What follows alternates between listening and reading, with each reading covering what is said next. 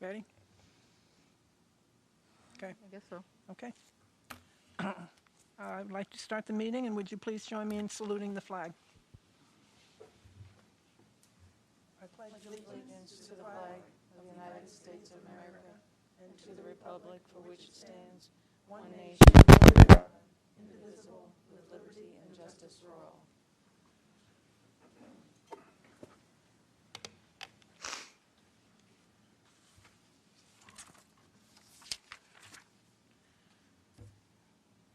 I need a motion to approve the agenda for tonight.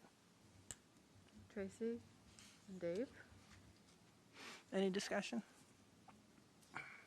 All in favor? Aye. Aye. Aye.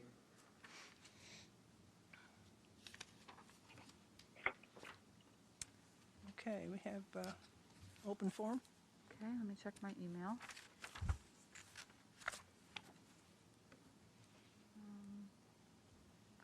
I have Anyone like to email or? nothing so far. I don't have anybody else that's on, other than administrators, on Google Meet, but we can always circle back Okay, later if there's, if anybody wants to hop on for the, okay. We'll The check it second again. open We'll come forum. back a little later and see what's there.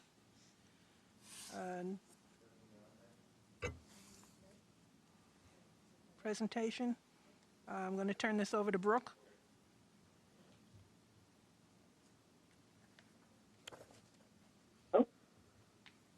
Did you say you're going to turn it to me, Pat? I just want to make sure. Okay. I'm turning it over to Perfect. you, Brooke.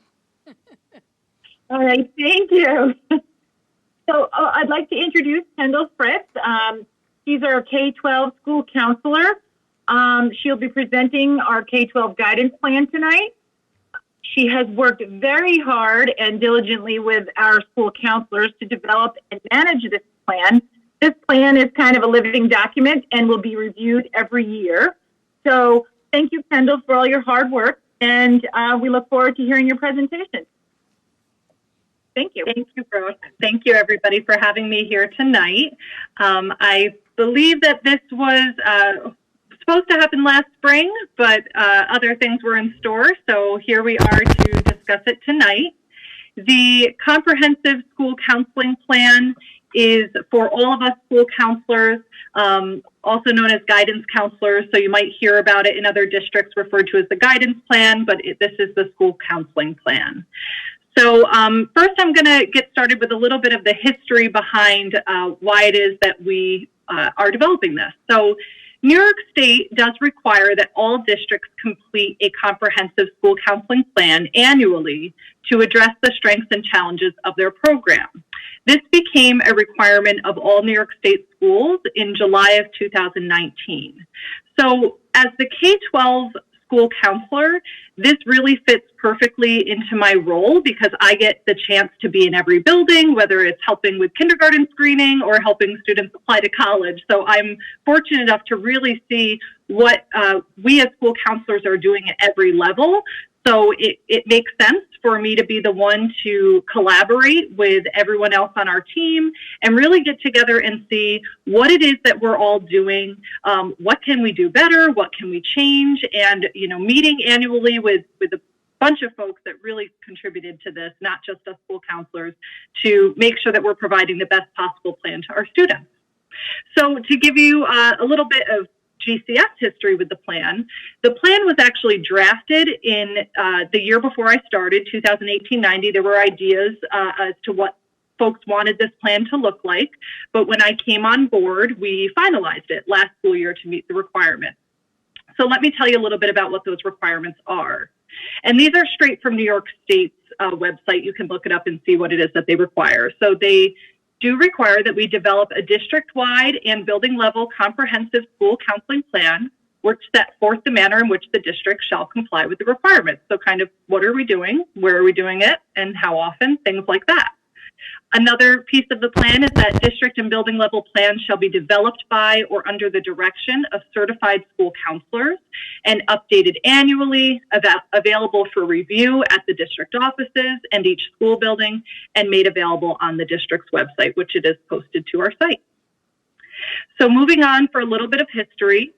This plan must include our program objectives, activities, program development and maintenance, planning, school counseling curriculum, any professional development that we deem necessary to carry out the proper plan, and evaluation methods based on data analysis so that we can inform our program improvement. And then finally, it must include the preparation of a program outcomes report that includes an analysis of all systematic components of the comprehensive school counseling plan. So what's included in the plan? What does all that mean? So really, I understand that all of you have had a chance to look at it, and if you see, it really is a comprehensive list of all the services that we provide to students on a yearly basis. And New York State has regulations that they require in terms of the plan that we should be providing. So if you look at our plan, you'll see that we evaluate our school counseling program across a range of standards, and we collaborate with the entire PPS department as well as our district health coordinator to make sure that our program is aligned to the activities that are best practice. So not only do we align it to the New York State regulations, which is really mandatory, kind of the bare minimum that you should be doing, but we all as school counselors follow the American School Counseling Association, and they have a set of student standards that we also align it to. And in addition, we have worked to align it to the New York State mental health standards, as well as the social emotional learning standards and benchmark. So that's a mouthful, but if you look through the plan, and anybody at home who wants to look at it, it's on our website, you can check it out, and you'll see that each program that or each activity that we do will tell you which standard it aligns to so that we can make sure that we're really reaching a broad range of goals there for us. So next, I'd like to talk about the Advisory Council. One of the regulations and best practice items to carry out the proper school counseling plan would be that each school district should establish an advisory council to be comprised of representative stakeholders. And we're expected to meet twice a year just to really sit down and go through the plan and really get feedback in terms of what it looks like or other items that we might want to add to it in the future. So when I came on board last year, we finalized the plan, and what we did is we met in March, and we met as an advisory council with the goal of meeting again at the end of the year. Due to COVID, that could not happen, but it was a great meeting. We had teachers at each level. We had Brooke led the meeting, and we had school psychologists, all the school counselors. We also had a parent representative and a student representative, which is pretty great to get their feedback. And so it was a wonderful meeting, but moving forward, we really want to do those two advisory council meetings. So our timeline that we have discussed as a school counseling team that we feel would be best for this plan would be that in the fall of each academic year, so kind of counting now, I'll explain that. So beginning at the start of the year to now, I've been working with the school counselors as well as the entire PPS department really to collaborate and discuss what updates we should make for it to be reflective of the current school year. What changes have we done? What new program initiatives are we completing? So really taking that fall to collaborate, edit, update with other school counselors and stakeholders. Then the goal would be in January of that academic year to have our first advisory council meeting, which Brooke actually has been working to schedule. So we are meeting on January 11th of this school year. And then, like I said, meeting as a council to go over the plan. And then finally, the goal would be in June to meet again. And then it starts all over again. So that is a bit of what the advisory council is meant for. So moving forward, I just wanted to share a little bit about what this means. So I have this slide here, plans for 2020 and 2021, because the whole point of this guidance plan or the school counseling, comprehensive school counseling plan is to really make sure that what we're doing as a school counseling team is what our students need. So we collaborate as an advisory council, but we also meet as an entire PPS department. This year, we really found that even the reopening committees and their feedback was useful to us. And as part of the DSIP, we have the Social Emotional Learning Committee, the PLC there. So really all of that information ties in well to what we do as school counselors. So really it becomes a big collaborative effort to make sure that we know what we're doing across all buildings and that it's lining up with all of those benchmarks that I discussed earlier. So some examples of how this year's school counseling plan will look somewhat different from last year's are the addition of these items. So as we know, these feedback surveys from our families, from our students, from our faculty have become really important in terms of us getting a pulse. So we're finding that that should influence our work as school counselors regarding the social emotional needs.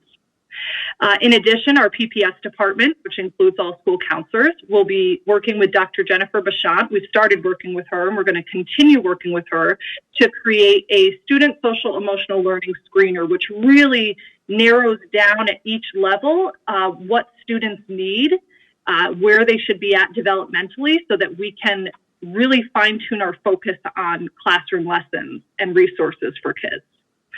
And then another is intentional focus for data collection. If you look through our plan, you'll see that there are many references to how we collect data as school counselors, but we really want to hone in this year and do a more intentional focus so that we can inform our academic, social, emotional, and career counseling needs. Another goal that goes hand in hand with even just our PPS departmental goals is our curriculum mapping for social emotional learning. So seeing what everyone is doing across all levels to meet that need. And then I just wanted to provide a couple of, those are district-wide examples, but I wanted to provide a couple building level examples.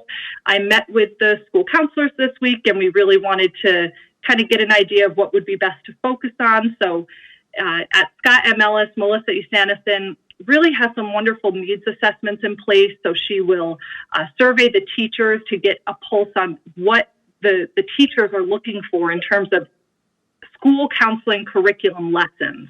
And then she can create that lesson and provide it to the teachers on an as-needed basis. And she's really done a phenomenal job with that. And she also has some really great student self-assessment. So for kids to kind of get a pulse on, is this working? Is it not working? Are there other resources I should be trying? So she's using that data collection very intentionally to focus.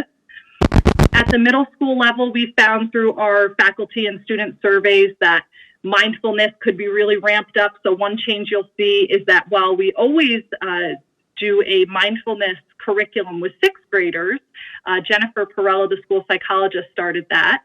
We have also now created mindfulness refresher courses. Michelle Fisher and I have presented those to the 7th and 8th grade because we found that even though they were taught it in 6th grade, let's really reinforce that and continue, as well as a mindful activity bank. So that's something kind of fun that we worked on. You hear mindfulness all the time, and you hear teachers saying, I want to use it, but I'm not sure how, or can I just have a little example? So as a PPS department, we really pooled our resources together to create more developmentally specific mindful activities and created a drive and a bank for teachers to access this whenever they want. We found that that was a need, and we're hoping that teachers will find that useful.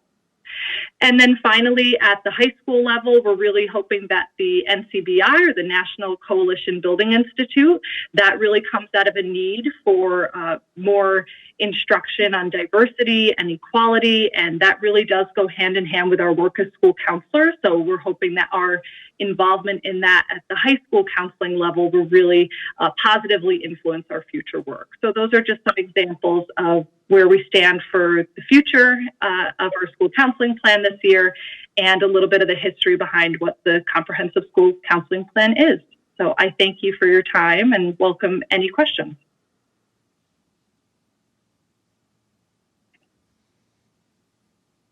I only have one question.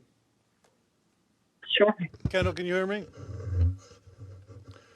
This is Dave Finch. The list of items that I assume that counselors provide, that's on in the packet that was in the board minutes, or not minutes, the board packet. You know what I'm referring to? The actual document. Yeah, is it the 2019-20 school counseling plan? Is that what you're looking at? I'm looking at the plan, and I'm on, the title of this is the Greenville School District Comprehensive School Counseling Program Activities and Timeline Map. Simple question. I already made it more complicated. The list that is there, I only was wondering if it's chronologically listed or listed in weight of importance, or is just gathered together. Yeah, it's really not in a timeline. As school counselors, we really kind of deliver our services pretty sporadically depending on need, kind of where you need it. Okay, there we go. That's kind of the nature of our role. So it's not in order of any chronological sense, no. Okay. So this is Tracy. I guess following along on the question, there were some that said like transportation and budget and things like that. Is there a way to quantify the amount, particularly as we go into the budget planning session for next year? To see it and to almost prioritize and say, okay, if you get one thing, this really would be what we would want. Both financially as well as there might be some items that don't have a financial impact for that. I think that might be helpful as you go forward. Yeah, I agree. I think we're finding that a lot of the needs budget-wise that we had before really just aren't possible, like in terms of transportation, things that couldn't happen this school year may not happen. That was a bigger item I found throughout that would have been a need. But really you'll find that most of the things that we don't do don't have a resource component attached to it. Okay.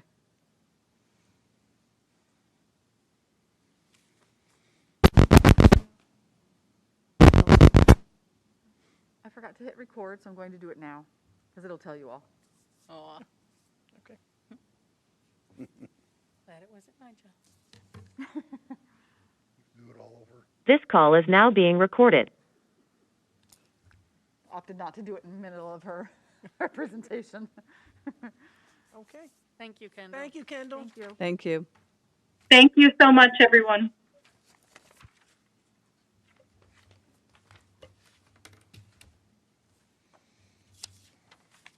I need a motion to approve the minutes from the board meeting of November 16th. Tracy, Dave, Any discussion? All in favor? Aye. Aye.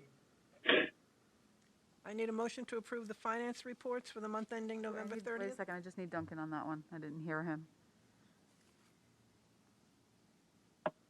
Aye. Did you get Duncan? Yeah, I did now. Thank you.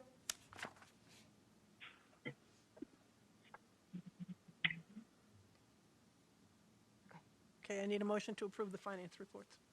Dave, second. Tracy, Any discussion? All in favor? Yes, Pat. This is Jay, I have a question. Okay. I just would appreciate, I mean, in looking at them, I'd like to at least talk about or hear to make sure that I'm seeing this correctly. I'm focusing on the revenue summary sheet, which I think shows our position relative to our position today, but also the shortfall to date in state aid. Could we just talk about that for a minute to understand like what the numbers are and what is happening with state aid right now? Because it looks like it's a pretty big negative. This is Janet. We finished our final cost reports on the project that just happened, and we're waiting for the state to calculate the state aid on that, which we should get hopefully the middle of December, a new aid run, and that's about $500,000.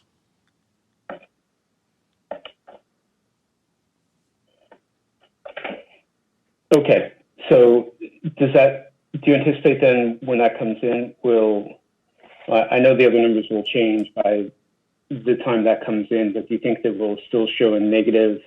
Oh, no, I'm sorry. Total is about 424,000 negative. So we'll be at least even or positive when that comes in. Yeah, so, Is that what you expect? as soon as we have the state, I look at the state aid runs every day to see when if they're going to update them. They're a little bit on the slow side. I know they received our financial cost reports because I have received the final paperwork on them. So I'm just waiting for the state to update their side. So the big question, though, Jay, so we will be made whole on that end, is whether we are going to see a deduct in the future.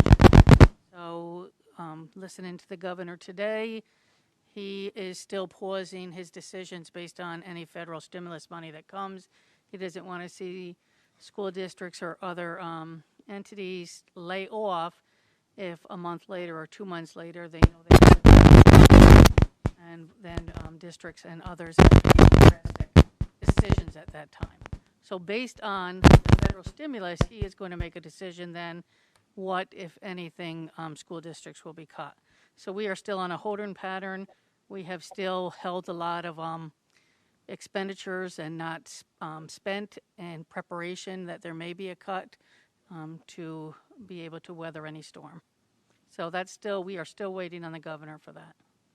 And Tammy, regarding transportation, where would that hit? Because I think that the transportation that we incurred last year, that there was discussion that it would not be aidable. Where would that be impacted or show I'm hopeful up? for that too. So actually, Janet and I just filled out a survey because they're asking districts what kind of cost was related to that for any potential deduct.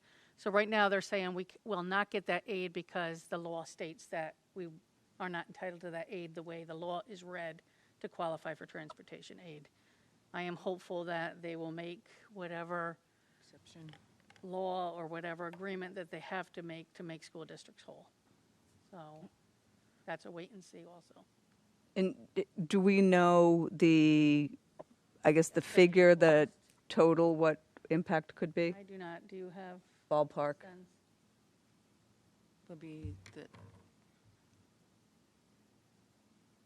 Let me get my calculator. It's not easy to just straight calculate it because Right. it would be if you're just talking contract transportation, but we didn't pay them for those few months. Okay. So where some districts did, we did not. So it would be the cost of our own employees that we paid to deliver food and other things from March through June. Right. So it would try to calculate that cost in some way. So we can do that. So you're looking at, that's how much the aid would be, about 200,000. Okay? Approximately 200,000. Potentially, right, that we just would not be reimbursed for. Okay. Right. I heard it's not a definite done deal because I know NISBA sent out something saying that that they're also in discussions because in good faith schools used the transportation and then to turn around and say, I no, think even the governor has said that, so Right. I'm hopeful for that one. okay. Duncan is raising his hand. Go ahead, Duncan. Well, Tracy just kind of alluded to it, but it's more than just NISBA. NISBA indicated that in discussions with the budget director, he had heard a lot of laments and that he was looking into a way that they could accomplish that. So it's a more positive note, I think, than what's been discussed at this point.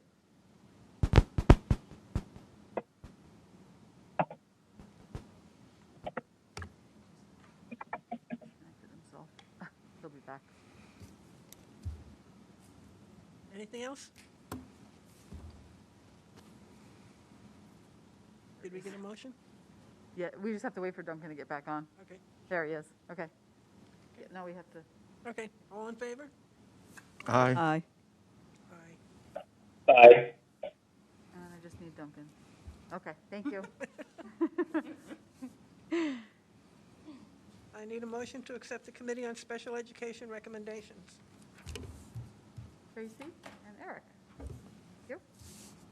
Any discussion? All in favor? Aye. Aye. Thank you, Duncan. I need a motion to approve the personnel agenda. Eric and Dave, I guess. You just have your glasses. Wow. I have Eric. Would you like to Give them second an that? option. I'm fine. You're good with that? Okay, thank you. Any discussion on that? All in favor? Aye. Aye. Aye. Thank you. I need a motion to rescind bid awards for contract transportation to Cooksaki Transport Incorporated for the Westmere Elementary Route 3 and West Cooksaki to Greenville routes. Tracy and Eric, thank you. Any discussion? I have a question, Pat. Question for Tammy. If we rescind the contract, is there any penalty to the district under the contract? No, there is no penalty. And what's the value the amount that we'd be saving? Or I guess if we don't need it, we wouldn't be spending it, but I don't remember the value of the contract. That's aidable, right? Well, we would have to get back to you on that because we are still having a cost ourselves to do that transportation. So the savings would be the difference between what we would have paid to contract it out to what we are actually paying. So it's just not going to Okay. do that contract. So we can calculate that for you and give it to the board. And there's also, Okay, thanks. I understand. Thank you, Tammy. you're welcome. Anything else? Tammy, how are we getting that work done? What's the logistics? So the one that we had approved last time, we did meet the next day and we were able to put it on an existing run. So they start the pickup in Cooksaki and then they come back down 81. So that was doable, so especially with the number of students that are being transported by parents at this time. The other one, right at the time that we had bid that, a driver became available because we lost another private run that the student wasn't going to that school anymore. So it just matched up the timeline work that we could also transport that student. Win-win. Yeah. Sometimes it lines up.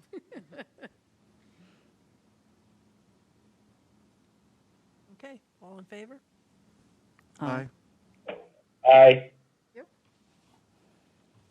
I need a motion to approve the Greenville Central School District Health and Welfare Services contracts for Grateful Christian School for 2021. Dave, and your second. Tracy? Any discussion? All in favor? Aye. Aye. I need a motion to approve the revised 2021 school calendar. Tracy, and the second. Eric, thank you. Discussion? Will we be, I guess, evaluating this and seeing if this is sufficient time for the teachers? This was to definitely take us through January. We would definitely be talking about potentially some additional half-days. Okay.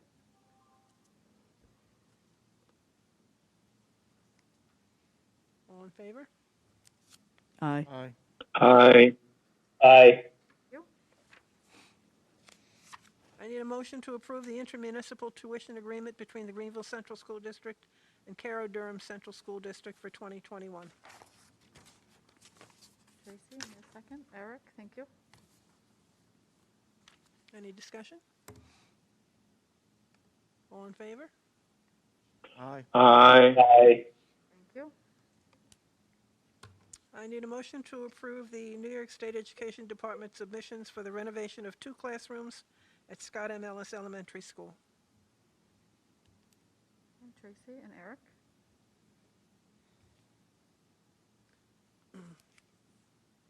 I just had a quick question. On one of the forms, it listed the enrollment of the building at 1,107.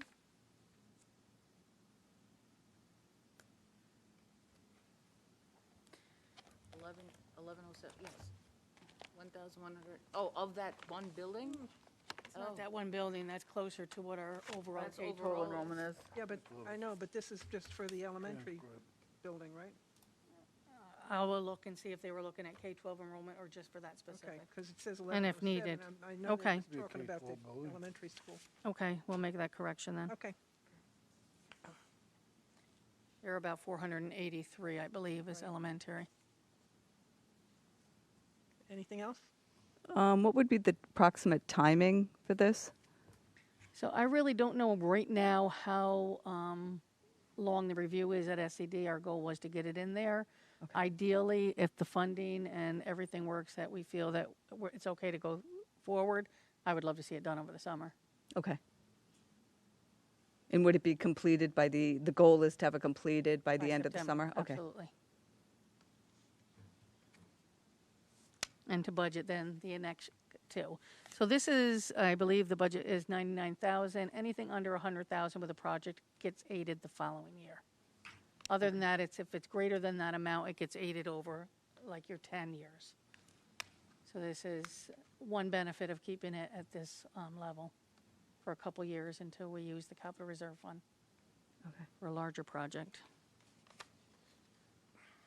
Was there any actual change to the aid for construction? Because there was some discussion, when all the potential cuts were coming down and so forth. Was that just something that has stayed, or? No, the biggest concern was that with the first announcement that school districts were getting a 20% cut, that for the first time ever, it was including expenditure-driven aids. Okay, Which had never had occurred before. It was always a cut on foundation aid. So Okay. that was concerning, and of course, got a lot of people starting to talk with their representatives, because that's directly impact what you spend is what you get back. Okay, So there's nothing fair about that reduction. right, okay, thanks. Okay. All in favor? Aye. Aye. Aye. Aye. Aye. Okay. Tammy, talk about budget development. Okay, so Janet has given you her budget notebook, and is that where this Yeah, it's in document there, is? yeah. And I believe it's uploaded for those who are remote. So I developed this a couple years ago, and I just like to take a few minutes just to review some of the pages, give an overview, just to get everyone thinking back. We have a new board member, not that he's not been around to know the budget, but this just gives the overview of some of the highlights. So if we just go to page 1, the budget development timeline. So it just talks about that, this is not the couple months that we develop it, is really all year long that we are looking at the budget. So continuously, we're monitoring the expenses to date. We're making the encumbrances that are needed. We're seeing that we're within budget, trying to avoid any waste. Then we're reviewing our staff levels. Do we have the staffing we currently need? Do we project we will need more and or less next year? That would be based on enrollment, class size, the different programs that we want to offer, and special education students. They have an annual meeting. They develop IEPs, and we need to look at those to see if there's any budget implications. So those are the things we look at. We also look to maximize other revenue. Our two main revenue sources are state aid and property tax. So that makes about 94%. So we have 6% of other. And some of the areas we really try to maximize is those areas we can share services, which is transportation, and our intermunicipal agreements for tuition students. You approved one tonight. That has been very helpful for the district to, number one, bring in revenue, but number two, be able to support the programs that we offer others for our own students. We would not be able to have necessarily that class if it was only 2 of our students, but by bringing in more children for that class, we are able to do more in-house for our own students. We do our annual bids that are required and our request for proposals, and a big one, the majority of our budget is salary and benefits. So of course negotiations are important. We're currently negotiating with the teachers who expired June of 20. Our GPF will expire June of 2021. So we will be looking at contracts. The next piece is the rollover budget. Janet will be reviewing this with the board at our January meeting. So a rollover budget is basically, you're just rolling over the expenses as if nothing was going to change. And that really just gives us the foundation. So some of the assumptions that she will be looking at as she drafts the rollover is projecting those salary increases. So those will be added to the rollover budget. Any mandated contributions to, so our benefits, our TRS, our teachers' retirement, our employees' retirement cost, Social Security, and then insurance. We can project easily that our health insurance would increase. And then she will project BOCE services, if not known, at a 3% increase.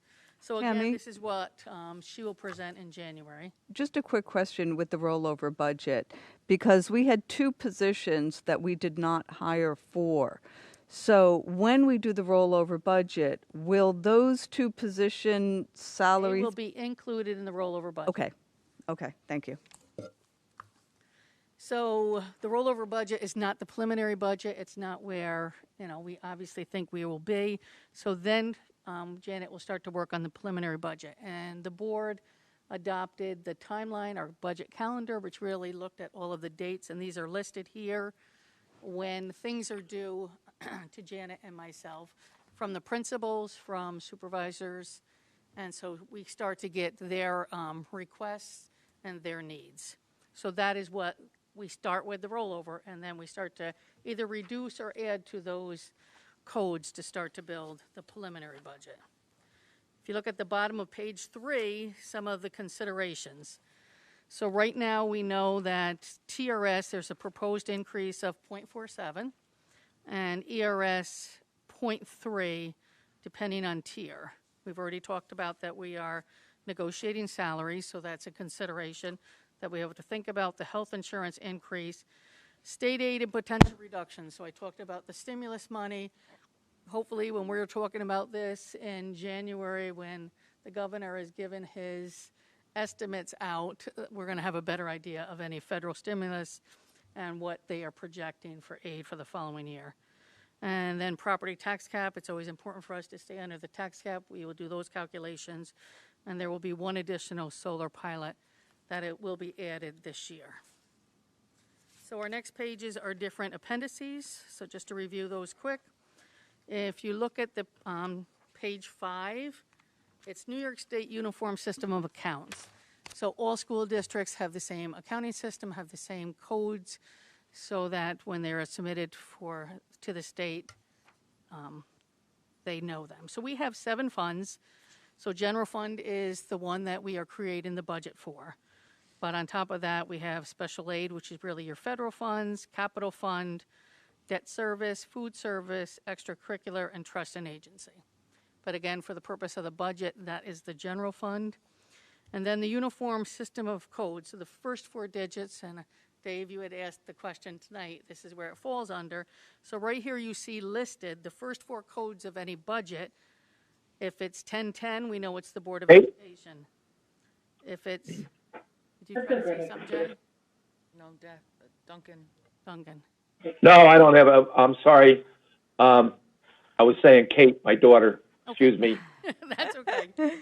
If you look at the top of page 6, some other ones, teaching is 2110, special ed is 2250, transportation will always start with a 5510, and your benefits will start with 9010. So this gives you an idea of the first 4 digits. The next 3 is what's called the object code. And if it starts with a 150 or 160, we know it's salaries. If it's 200, it's equipment. 400, it's a contractual expense. Materials and supplies is 450, and any BOCES code is a 490. So if you looked at 2110 450 right away, I would know that's a teaching code, and it's for supplies. Your next 2 digits are your location code.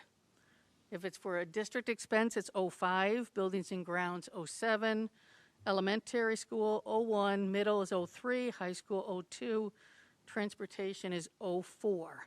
All of those codes are identical for any school district in New York State. The last, which is the program code, is where districts can be a little more specific to their school. And so that's where we may have 0005 for 5th grade. So if you see that example at the end, it says 2110-450-010005. I would know that's teaching code for supplies at the elementary school for 5th grade. So that is how the budget codes are broken out. Then if you go to the top of page 7, again, this just really shows the revenues. Right now, our state and federal aid is about 41% of the budget. Real property taxes is 53%, and all others is 6%.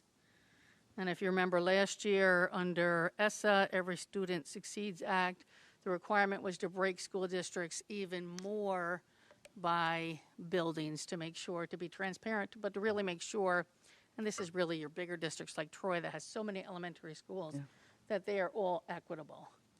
But, so we had a lot of our budget already broken out, but even more so, say we used to have one code for certified substitutes. Now that is broken out into elementary certified substitutes, middle school, high school. So we've really even broken down the budget even more so. Appendix B, these are just the legal requirements. This you can just read at your own leisure. It just talks about all of the requirements, the dates that we have to meet. The next appendix. I need to wet my finger. Appendix C, which is on page 12. That's your glossary, our budget school glossary. So again, this is just definitions for your review. Tammy, I'm sorry to interrupt, but there's some background noise. If everyone would just make sure they're on mute. Thank you. Then on page 17, we have state aid. So this is just gives you a little overview of state aid. Right now, the foundation aid is, a lot of it is based on pupil counts and wealth of a district. And then we have the expenditure-driven aids, which we talked about earlier, and that's on page 18, which is your capital aid, which is called building aid, BOCES aid, excess cost aid, which is special ed, and transportation aid. That's just a little reminder about state aid. Our next section is fund balance, and you hear me talk how important it is to manage fund balance.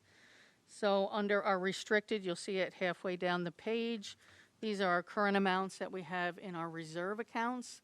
So these are restricted. They've been put here for a specific purpose and cannot be spent for other purposes.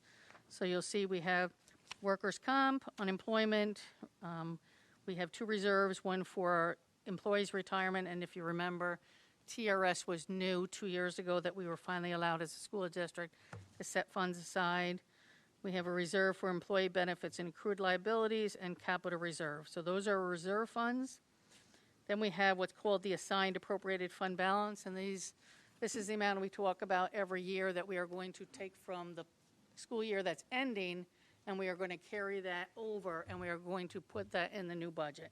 So that's the assigned fund balance. Then what's called assigned unappropriated fund balance. These are, we end one school year, and the next day we're into the next school year. So of course there's encumbrances, there's still contracts, and this is carrying over those amounts into the new budget.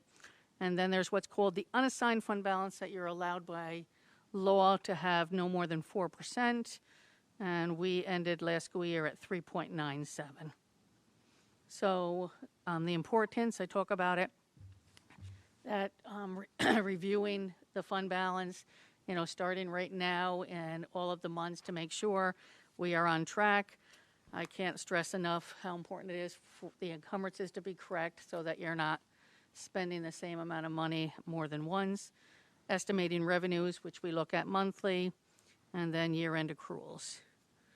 So pitfalls, and I talk about this all the time, is if we have one-time revenue, we should use it for a one-time expense, not for anything that has to be sustained. And on the page 21, we've just showed examples. We've really been able to do a lot of improvements to this school campus by using some of that year-end fund balance that we couldn't necessarily budget for, but and fund balance is really created when your revenue comes in higher than you planned, or you're spending less than your budget. That's how you generate fund balance. So if you have some funds available and you know you have needs, that is a great time to take care of some of them. So Janet has updated all of the charts. Just a couple of things I'll mention is on the first page, you'll see the past 5 years of our budget increases. So you'll see this year it was 2.8, and then you can see the 2.64. So you'll see those increases. Page 23, you will see our increase in the tax levy over the last 5 years. So you'll see where this year we were at 0.72, and you'll see that going backwards for 5 years. You'll see the estimated state aid changes. So you'll see where we stood with state aid. So that's basically my short overview to get you thinking about the budget and to remember some of the terms, and we will officially start with the rollover budget in January. I just had one question. When you were Sure. talking about in Appendix D, the state aid, and you had mentioned the wealth of an area, and it says that it's calculated based on basically if it's property wealth or income rises at a faster rate than the state. If when we do our budget, could you share what it is for our area? Because I think that would be helpful for everyone to keep in mind. We can see what we can put together for the wealth of Greenville, yep. Okay, thank you.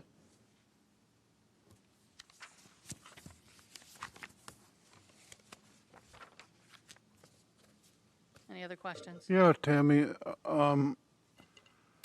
if our unassigned fund balance, is it currently at percentage-wise that same level? Are we close to 3.97? Yeah, So if we finish the year and we're unbelievably frugal, I'm trying to figure out why would we be frugal if we're already at the point, and I want to be very conservative, but where we can, if we save, we reuse staples, repair thumbtacks and everything, what can we do with that money if we are frugal? So- Or would it be better to just empty the funds, buy whatever are is you talking needed? about the 3.97%? Yeah. So that's unassigned, so you Right. did not, we did not bring that into the budget. We did, so that is what is really called that emergency fund. So if, for instance, we really were cut substantial state aid, you could say, we're going to bring some of that into the Right. budget. So I would never recommend trying to lower that unless there's an emergency to use it. Okay, I didn't state my thought well enough. Throughout the remaining of this year, if you decide to be really tight with money, we're not going to buy anything. End the school year with more money? Is that Well, if you save all that money by not buying supplies and whatever else you can, you go around and shut the lights off.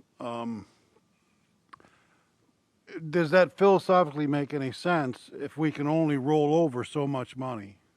Well, then, if we have more than what we can roll over, that's when you're going to say. Go to your list of things? Well, Okay. we're gonna say, what, are there things that we held back on, like his buildings and grounds tractor that has not been purchased yet for the grounds that are needed? All right, I would say we would release some of that for the purpose that we put it in there for. okay.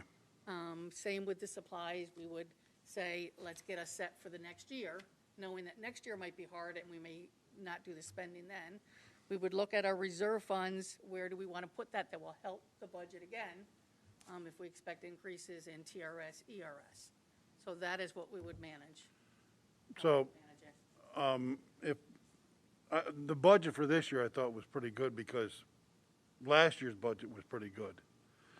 And they kind of carry through, but if we use some of this year's money to support 21, 22 next year, the budget we're going to work on, the following year is what I'm really, Following year, yes, that's when it's going to be tough. yes. Okay. And we can't really carry on, well, we can carry that 3.97, You're going to but want, if we're going to start using that, those are the decisions we're going to make. Yeah, okay. How much do we think we should put towards it that will not hurt the following year that much? And is it better to make some of harder choices in the front end, if we had to? Right. Those will be the discussions that we have.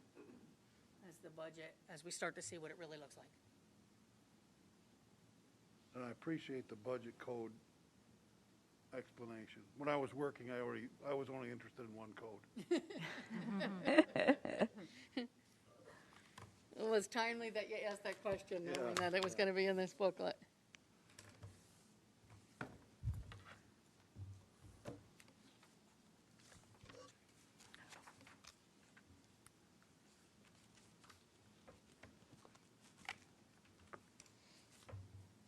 Thank you, Tammy.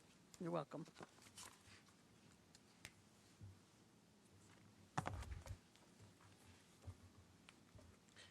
Okay. We have a TSI grant update with Todd.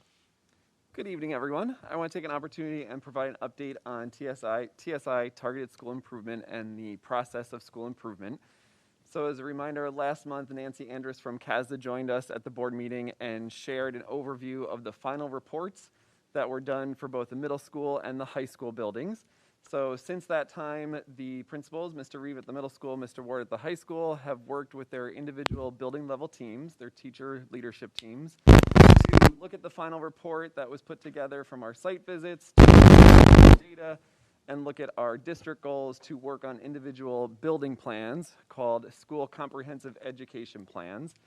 So Mr. Reeve and Mr. Ward are continuing to do that work. Drafts have been submitted to myself and Tammy for our review, offering them feedback, and they're working on final drafts. Our goal is to have those final drafts of the middle school and high school plan to the board by next week for your review. And then at the January board meeting, the BLTs from both from the middle school and high school, along with Mr. Reeve and Mr. Ward, would be here to share the highlights of those plans for middle school and high school. So that's one. Number two, the second share is the elementary school. As a reminder, their timeline just got a little shifted because of the school closure and going remote earlier this fall. So that timeline has been pushed. Mr. Mahan did receive the final report from Ms. Andrus, and that was shared with the board as well. He is now starting the process of working with the elementary school BLT. Nancy is joining him for his BLT meeting on Thursday so that the elementary school can start that work. And they will do their planning throughout the month of January, hopefully to have that plan in February. As a reminder, this is all looking at really a half-year plan because of the whole timeline being shifted, and looking at action plans that can be implemented between January and June for the remainder of the school year. So those are the individual building plans. My third piece is the grant funds that go along with this. Ms. Dubois has gone back to look at, now that we have further developed building plans, looking at what we originally put as ideas for the grant funds that can be used for this improvement process. We made some revisions to that, and she is in the process of resubmitting that updated to the state so that we have that pot of money to spend for improvement work. And as a reminder, that is $50,000 at the middle school because that is the area that we have a subgroup that's been identified. And then there is another $50,000 pot of money that can be used K-12. So we're really using that for the elementary school and high school. And Todd, that is for this year. That is the amount for this year, and then next year there's another amount. Correct. Okay. So the current grant goes through August. So it actually runs through the summer. So some of the items in the grant proposal was to utilize funds over the summer as well for PD and those types of items. And then there is a pot of money that will come, or a grant that will come starting September for the following school year, yes. Okay. How much that will be, still unknown, but we will see when we get there.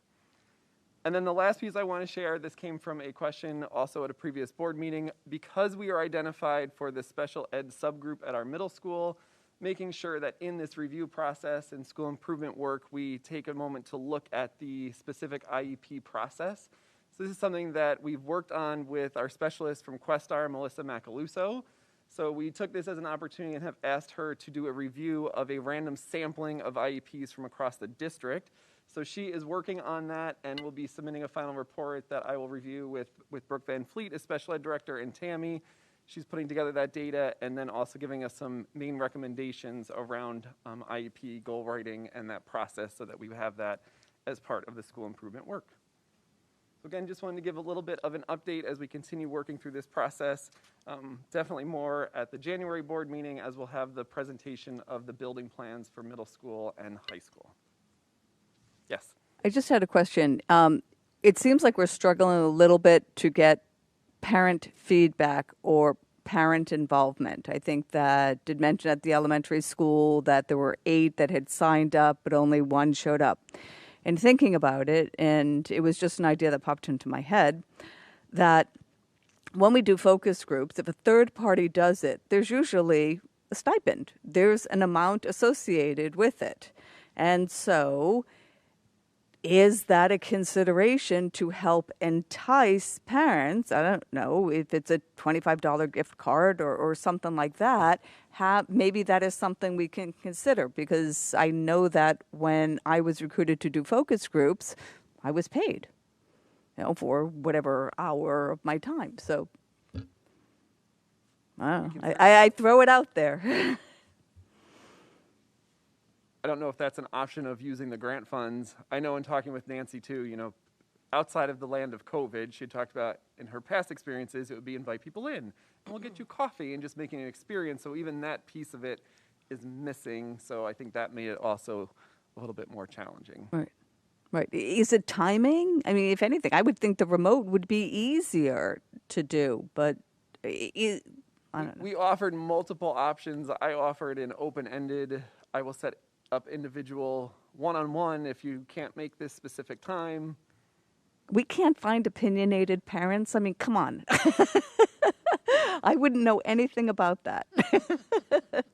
And we do have parents involved in other ways through the BLT. There are parent reps that are part of that process. It was for the specific focus groups around this process that when we did the random sampling of 25 at each level, we did have some response, but not as much as I would have hoped for. Doesn't mean we won't try as we keep going forward, though, too. Thank you. Okay. Thank you, Todd. You're welcome. Tammy? Okay, I just want to provide a little bit of update on our micro cluster strategy, not ours, but the New York State and the governor's. So we were able to send out information on Friday to parents, faculty, and staff, and really this was a joint effort. Quest R3 really did a lot of the preparations for all the districts with all of the information so that we could get it out. And then several of us took part in New York State Department of Health, had a webinar today to try to review a little bit more because there's been some changes. So where originally the orange and red zone districts were to close, the governor and the Department of Health are realizing that the metrics for schools are a lot safer than the metrics outside of schools, and so their goal is to keep schools opened. So what they're looking at is areas, I mean, it can be as refined as zip codes, not necessarily counties, not necessarily larger regions of where they are pulling this data. And so there's 3 zones that we want to go over. I just want to look at where I'm looking for. So the yellow zone is the precautionary zone. So if school districts enter a yellow zone, we need to test 20% of in-person students, faculty, and staff over a 2-week period. If the results of this testing reveals that our positivity rate of 20% is less than the rate around us, which put us into the yellow zone, then there's no more testing required of the school district. They're seeing that we are not a driver of the spread. If the results are over the current 7-day positivity rate, then schools would be required to continue to test. So what they've really added, so yellow zone is a 3% positivity rate, but then they're adding 10% for hospital admissions. So they're tying a lot of the metrics to the hospitals and the hospital capacity. So the orange zone is if you're 4% and 85% hospital capacity, then we would need to test 20% over a month. And they want it to really be spread out so that it's 10% biweekly, and then the second 10%. And then the red zone is if you're 21 days from 90% hospital capacity, then it's 30%.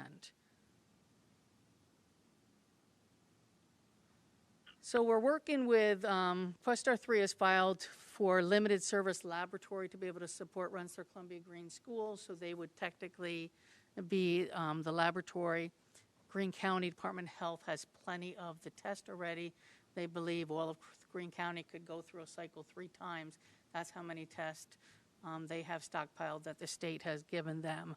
So we have the test. Questar 3 is still waiting for their approval of that, and then they would help us. So the screening itself, our nurses are just starting to be trained. It's a non-invasive test. This one is. It is just the beginning of the nose. It's not deep at all. It's like a little swirl and a little swirl. They put it in this little packet. They put 6 drops on it. They close it up for 15 or so minutes. It's almost makes you think of a pregnancy test, because then it shows positive or not positive. So that is how it would work, and then all of those get uploaded.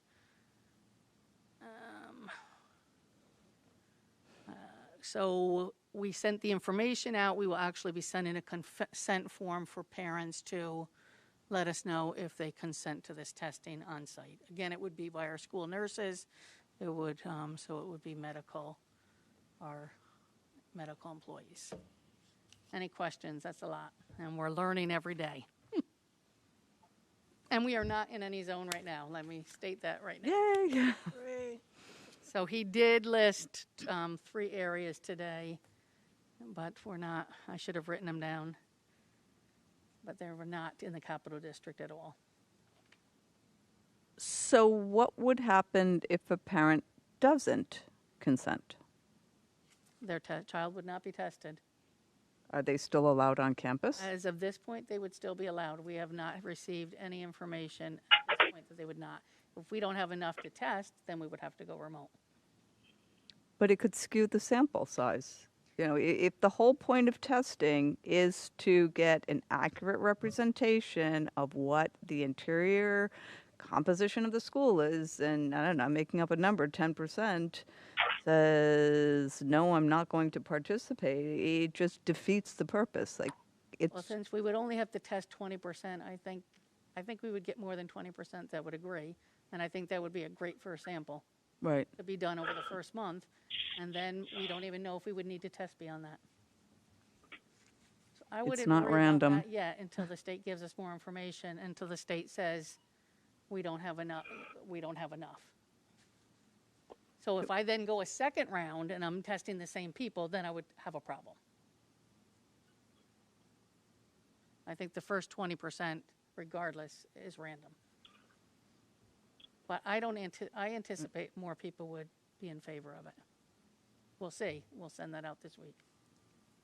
So when is that going out? This week. Okay. Tomorrow or the next day.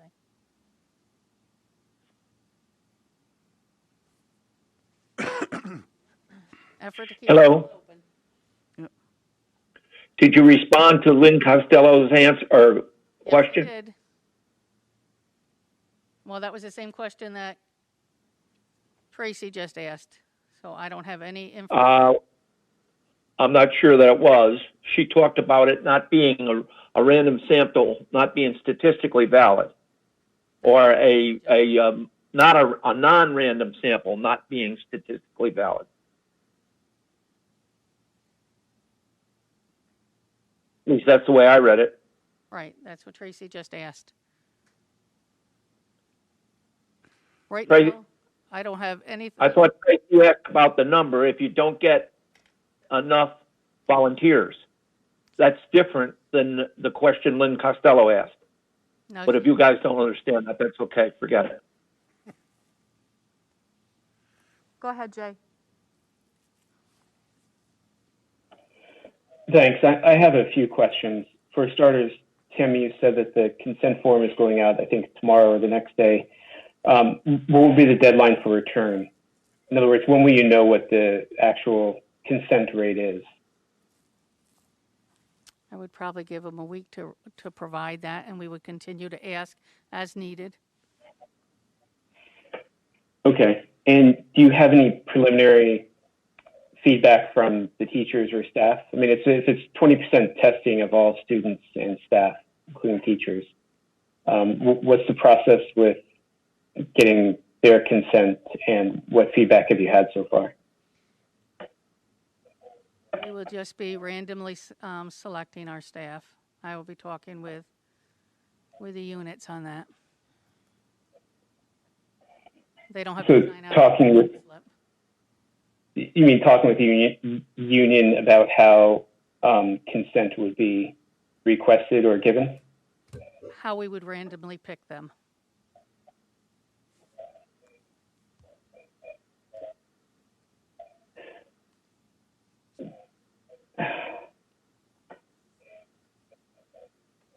Jay, while you're thinking of that, I had a question because in what the governor proposed, it says that in determining the 20%, it also includes virtual or people that are completely remote. And so it would seem very vague if they needed to be tested also? Does not include remote. It's only those in person.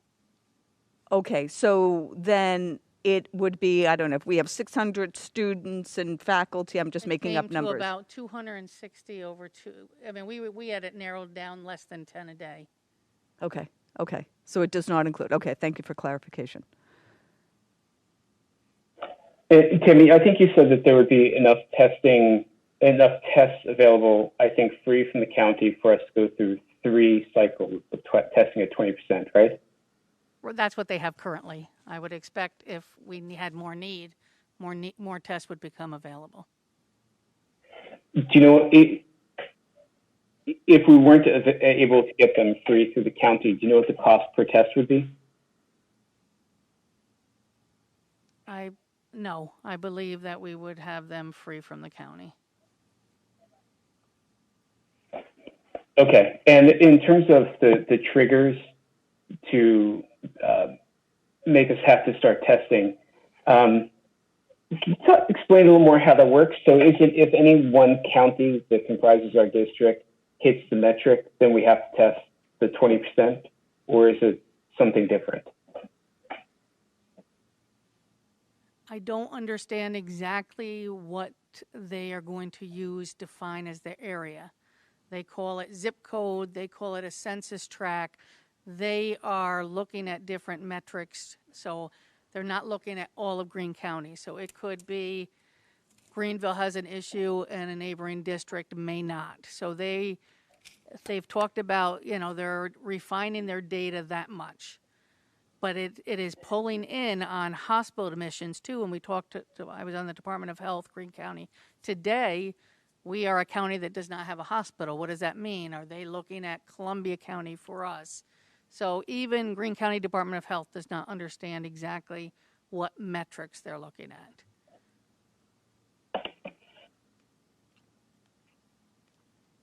Okay, yeah, that's confusing, and I don't understand what the conditions actually need to be aware in order for us to start testing. But if the county, for example, or if the county DOH doesn't understand, then I'm sure that I assume that they are trying to get clarity on that and will communicate it to the district as soon as they get that. Well, they know that other metrics have been met, that we have been at 3%. So that is the big question, is they know we're not falling in whatever they're looking at with hospitals. Right, but again, it's 3. So if we're just looking at the percent positivity rate, it doesn't have to be a percent positive across all counties that the district covers, right? So is it, again, whether it's a zip code, I mean, is it any part of whatever that unit they're looking at, whether it's county or census tract or zip code? Is it if just one piece of the district tips past that positivity rate. Would that be enough? I mean, so it could be one part of the district with a higher positivity rate and a hospital located somewhere else at capacity. It's just unclear how this is fitting together. It is unclear. I can't answer it any better than my current understanding of it. Okay. Okay, thanks, Tammy. So did they give an idea of how often they're going to be declaring yellow and orange zones? Well, I almost think he paused it for a little while because he was doing all of this work with hospitals. That was their new surge and to figure out the hospital capacity. So he listed 3 today. I don't know if you remember them. No, okay. They were not in the capital area. But Right. literally, they don't call you first. He almost makes it public in his announcements, and then they follow up with the districts. So I don't know. Right. So like last time, it was the beginning of November, they made their announcement. Right. And now we're middle December. So he made 3 today. I mean, I can pull him up. But just saying it could be January before he picks his next group. Yes. Right. So there's no rush. It's just getting the information out, letting parents understand it so that we're prepared if. Okay. Do you think there's a need for the principals to have a virtual meeting or something? I could envision parents having a lot of questions.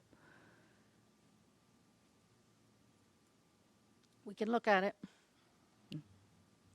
I know some districts, which I thought was a good idea, is planning to put out like a tape of what really what the test entails, so that they can watch it with their child, saying, here's so and so, here's Mr. Mahan. I'll pick on Pete, getting his test by the school nurse, so that they don't have to worry about it. Mm-hmm. So that was one area I was going to talk with the administrators about tomorrow. Okay.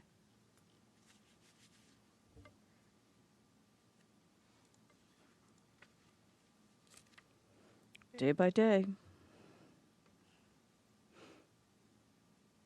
Okay, it's still you, Tammy. We're gonna It's still me again. Controller's Huh? audit. Yep. I was pulling it up because I was determined to find it. Okay, so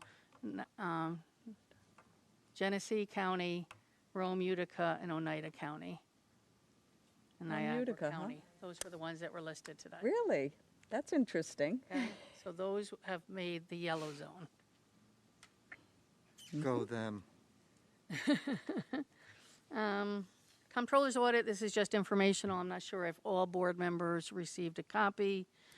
We were notified on December 1st that we've been selected for an audit, so this is usually every 5 years. Scott was the winner last time. I actually thought, man, it can't be more than 2 or 3 years. But I looked back, and we actually started January of 2016, so it has been 5 years. So they will be scheduling entrance conference. This is usually very time-consuming over a several-month period. So we're Time flies when you're having fun, Tammy. Yes, it does. Yes, it does. And it'll be done virtually, so that'll be different. Yes. Woohoo. How are they going to do that? No. They just wrote internal controls. So that's pretty broad.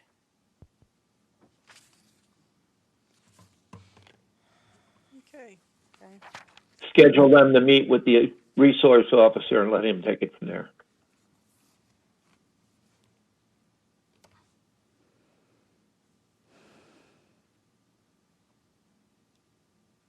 We lost Duncan. Okay. Second reading, resolution to adopt the retention and disposition schedule for New York local government records.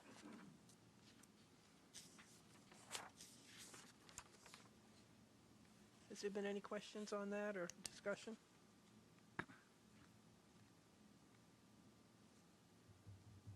That'll be on next month's agenda as an action item to adopt. Okay.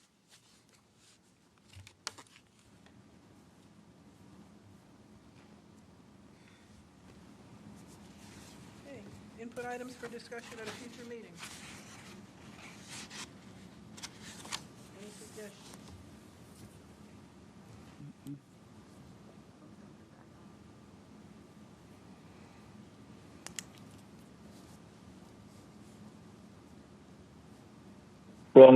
Wrong button, sorry. Duncan, do you have any suggestions for a future meeting? That's where we, you just came in on.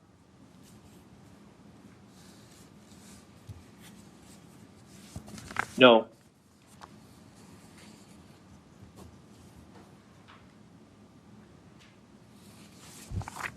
Okay. Has there been any input for the open forum? No, I have no emails. And people have been on the meet. I don't know if anybody's looking at YouTube or not, if there's any comments on that. No, I didn't see any. Let me check. I mean, as always, if anybody has any questions, you can email me at pearsond@greenvillecsd.org.